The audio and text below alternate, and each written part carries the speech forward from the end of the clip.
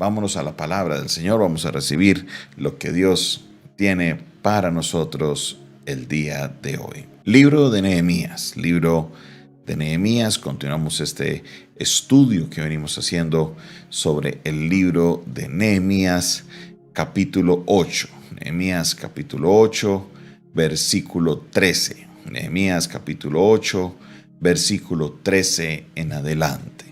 Dice la palabra de Dios de esta manera. Al día siguiente se reunieron las cabezas de las familias de todo el pueblo, sacerdotes y levitas, a Esdras el escriba, para entender las palabras de la ley. Y hallaron escrito en la ley de Jehová que había mandado por mano de Moisés, que habitasen los hijos de Israel en tabernáculos en la fiesta solemne del mes séptimo, y que hiciesen saber y pasar pregón por todas sus ciudades y por Jerusalén, diciendo: salid al monte, traed ramas de olivo silvestre, de arrayán, de palmeras y de todo árbol frondoso para hacer tabernáculos, como está escrito.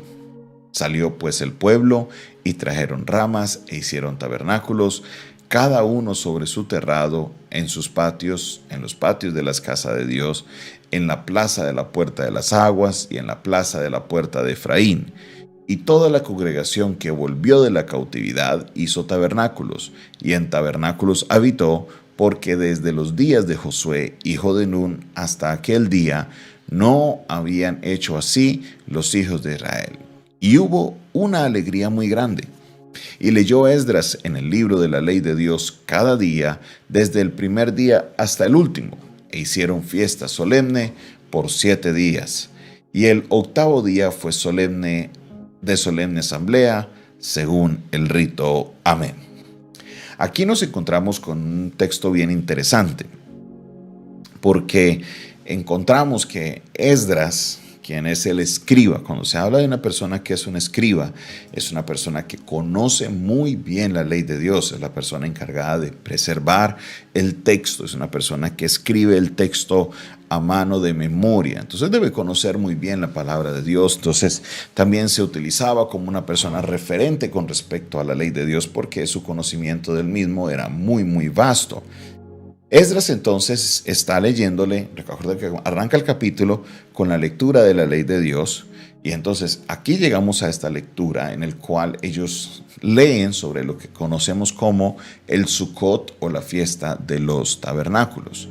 El Sukkot, o la fiesta de los tabernáculos, es una fiesta que se da por lo general hacia finales del mes de septiembre o hacia inicios del mes de octubre en nuestro calendario. En otras palabras, hace muy poco el pueblo de Israel estaba en celebración de Sukkot.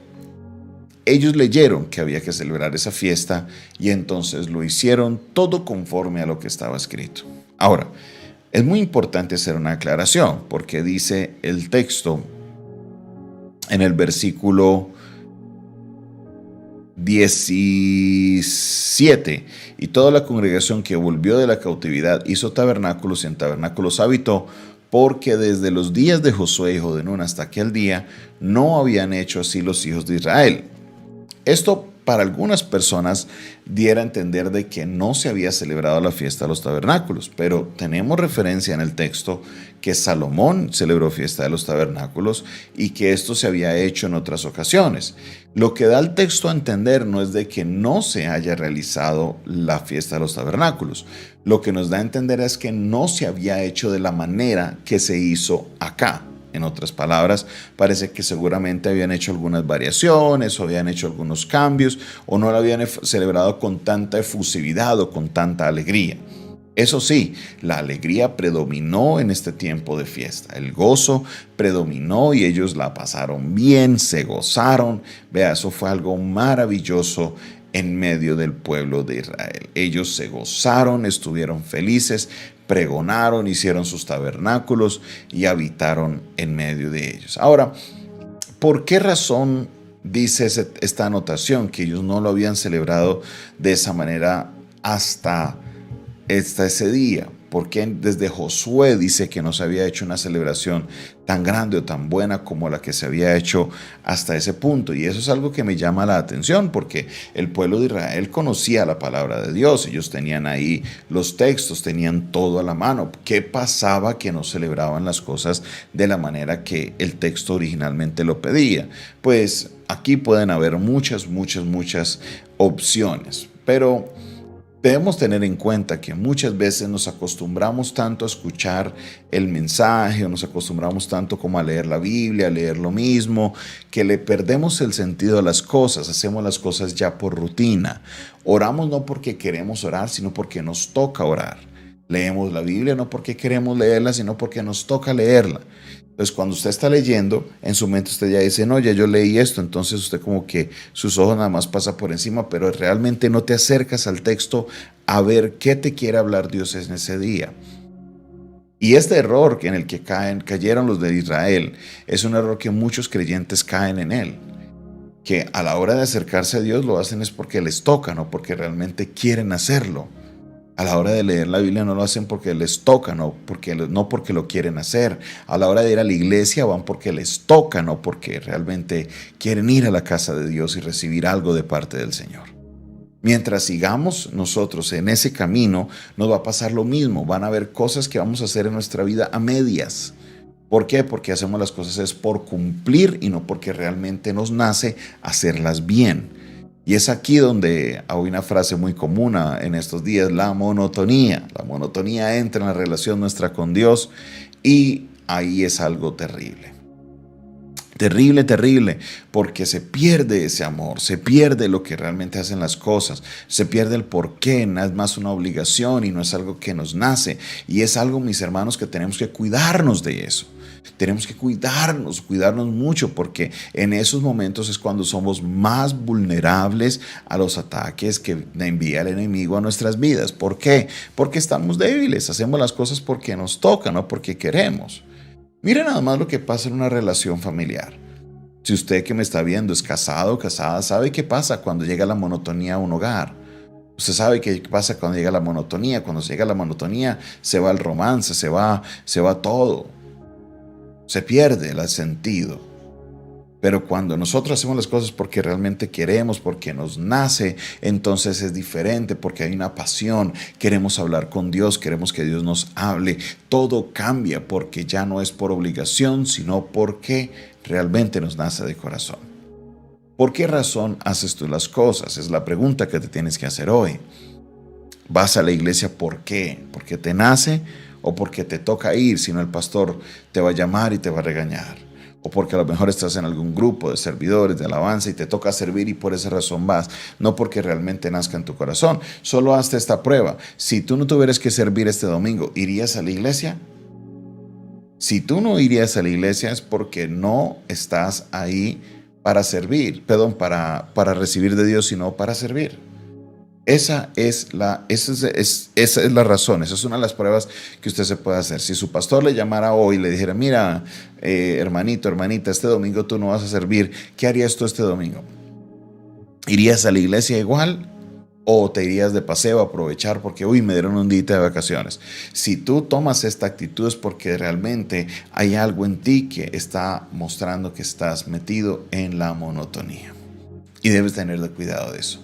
Porque esa monotonía nos lleva a tener debilidad espiritual y de la debilidad espiritual, vean, de ahí va para abajo.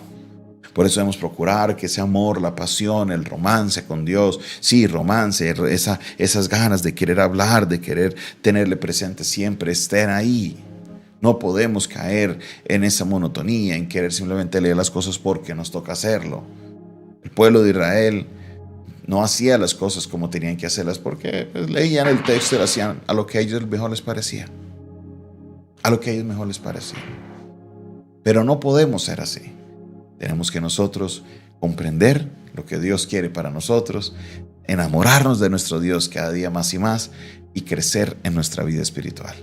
No permitas que la monotonía arruine tu relación con Dios. Padre Celestial, gracias te doy por tu palabra. Gracias Dios porque por medio de ella nos recuerdas, nos adviertes y nos muestras, Señor, el camino a seguir. Permítenos, Señor, cada día acercarnos más a ti que ese fuego de ese amor cada vez se encienda más y más.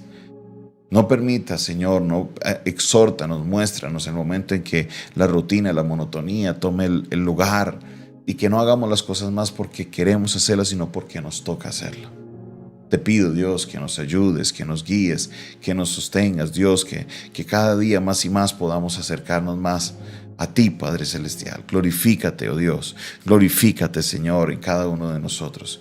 Queremos cada vez más y más de ti. Gracias te damos, Señor, por tu palabra en este día. La recibimos con agrado y la pondremos en práctica. En el nombre de Jesús. Amén, amén y amén. Esta fue una producción del Departamento de Comunicaciones del Centro de Fe y Esperanza, la Iglesia de los Altares, un consejo oportuno en un momento de crisis. Estamos ubicados en la carrera 23A, número 1360 del barrio Junín. Se despide de ustedes su pastor y amigo Jonathan Castañeda, quien les bendice el día de hoy y les invita para que usted se suscriba a nuestro canal de YouTube. Dale clic ahí suscribirte, dale clic ahí a la campanita para que así recibas las notificaciones de nuestras transmisiones. También recuerda compartir este audio, compartir este video para que sea de bendición para otra persona. Dios te bendiga, Dios te guarde. Si tienes alguna pregunta, quieres contactarte con nosotros a nuestro ministerio, el número es el 316-617-7888. Si me escribes fuera de Colombia, solo colocas el indicativo +57 y así podrás contactarte con nosotros. Dios te bendiga, Dios te guarde.